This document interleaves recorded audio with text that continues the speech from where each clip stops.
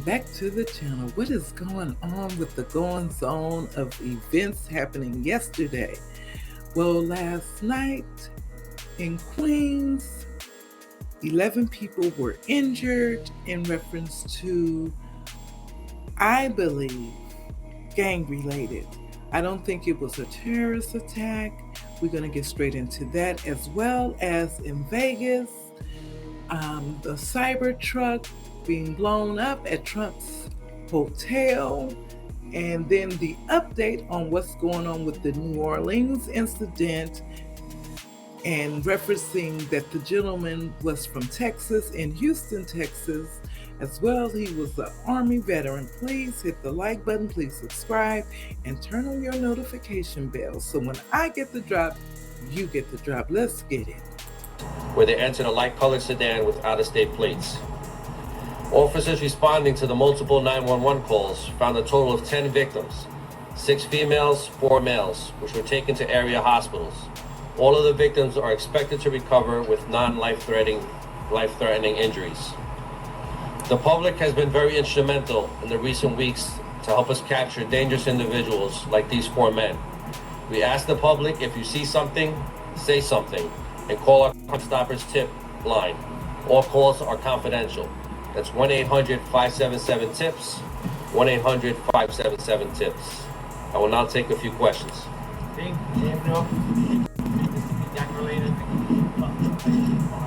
That's one of the avenues that we're pursuing, but it's too early to determine right now. Are you considering this a terrorist attack? This is not a terrorist attack. So our question was answered. He believes that it was not a terrorist attack and gang related in Queens at the nightclub.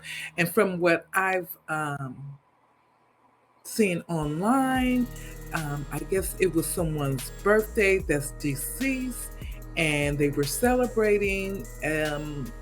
So let's continue in reference to New Orleans and then go into the Vegas incident. The early hours of New Year's Day in New Orleans. This was Bourbon Street, not long after 3 a.m. 2 people are seen lying in the street as armed officers race to the scene. In the heart of the city's French Quarter, a man had driven a pickup truck into crowds who'd come to clock in the new year. The attacker has been named as 42-year-old Shamsuddin Jabbar, a U.S. citizen from Texas. He was driving a Ford pickup. Having driven it through the crowd, he got out and started shooting at police officers. 2 were injured. Jabbar died in the ensuing firefight.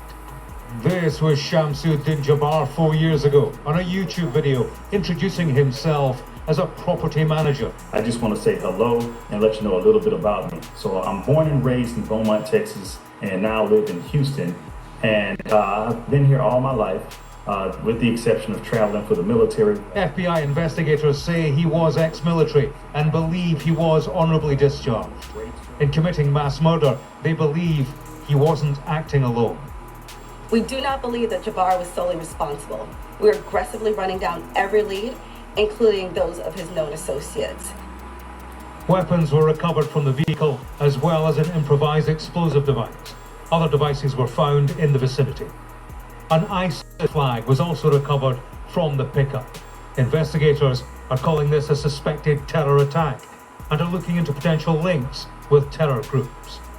This has all the hallmarks of being a terrorist attack, including the size of the event that was targeted, the fact that it was a recognized New Year holiday here in the United States, and also the fact that a vehicle was used. As we know, Al-Qaeda and ISIS have been calling over the past several decades for the use of vehicles to be used to carry out terrorist attacks.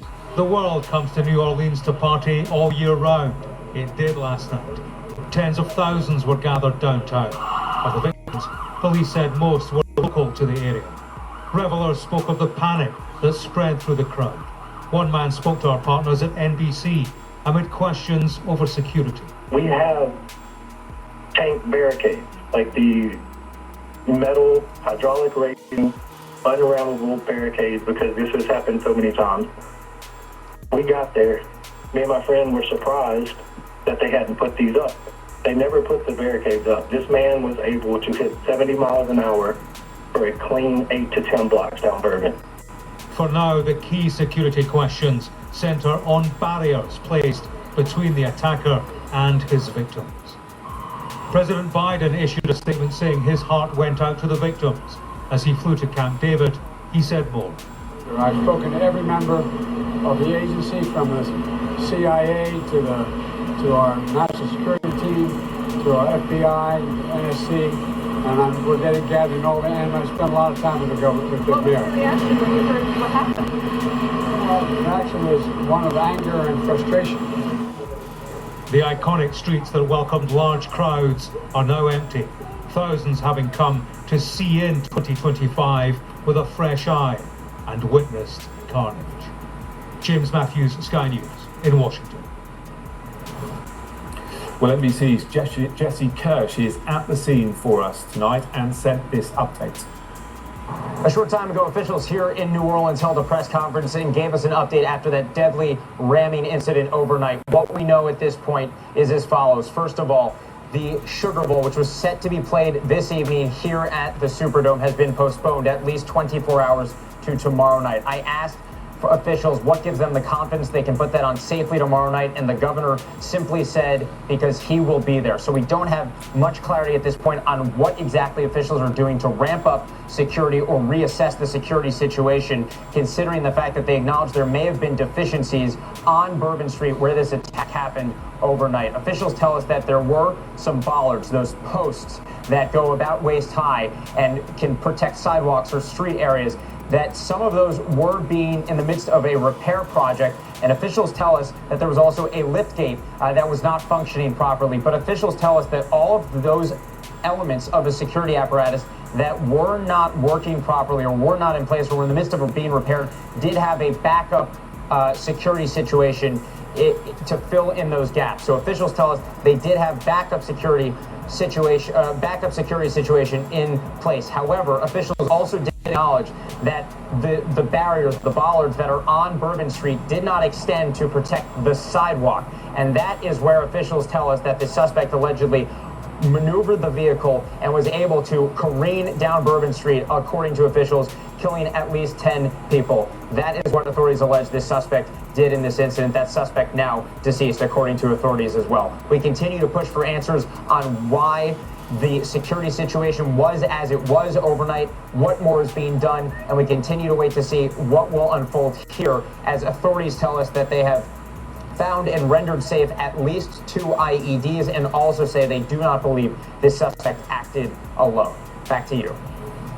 My whole thing is the FBI was trying to hide what was going on. Because if you guys look back at the video I put up when this first happened, the mayor and as well as the police chief both stated it was a terrorist attack. Then the FBI gets up there and she's like, it wasn't a terrorist attack. Then she turned around on the second press conference and she had to recant what she said. But she never apologized or said, I want to say what I spoke earlier was misinformation. Let me apologize to the mayor and the police chief and move on. She never did that. And then the governor also in that press conference also stated, we can't give you all the information, but he promised that he will tell everything. He's not going to let the FBI hide anything from the people. I like that. He said they're going to be accountable. So I like that. That's good. So let's continue in reference to the Vegas incident. Well, some breaking news also coming out of the US tonight. One person has died and 7 others were injured when a Tesla Cybertruck caught fire and exploded outside US President-elect Donald Trump's Las Vegas hotel. Our colleagues at NBC News have heard from 3 senior law enforcement officials briefed on the matter that is now being looked at for terror attack. Well, police say 1 person died in the vehicle and no cause has yet been given for the fire and the explosion. The 7 others who were injured have been taken to hospital. Well, in a post on X, Tesla CEO Elon Musk said the whole Tesla team is investigating this matter right now. We'll post more as soon as we learn anything.